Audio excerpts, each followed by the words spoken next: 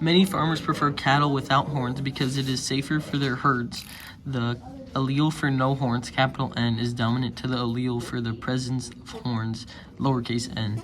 A farmer mates a male with horns to a heterozygous female without horns. What is the chance that the offspring will have horns?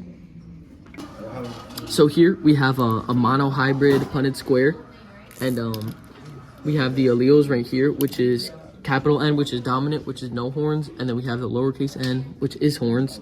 And then in the question, it said that the male was a heterozygous, which means he has an uppercase and a lowercase. So that's what we have here. And then the male was a homozygous, which is two lowercase, homozygous recessive, which is two lowercase n's right here. So when we fill out the punted square, we could see here that it is two cows with horns and two cows without horns. So to answer the question that what are the chances that the offspring will have horns, it is a 50% chance that it will and 50% chance that it won't. In monkeys, being playful, capital P, is dominant to being paranoid, lowercase p. A heterozygous female is crossed with a homozygous dominant male. What are the possible genotypes of their offspring?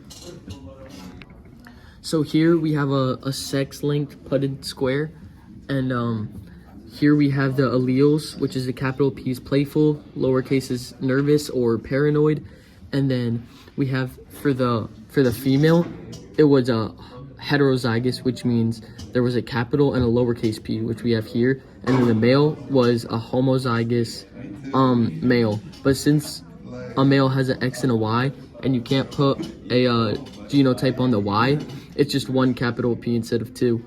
So to fill out the monohybrid, we have the male on top and the X and the female on the side, and the male is obviously capital P because he was a homozygous dominant, and then the male or the female was heterozygous, so she has a capital P and a lowercase p. So to answer the question, what are the possible genotypes of the monkey's offsprings, it would be 75% playful and 25% nervous.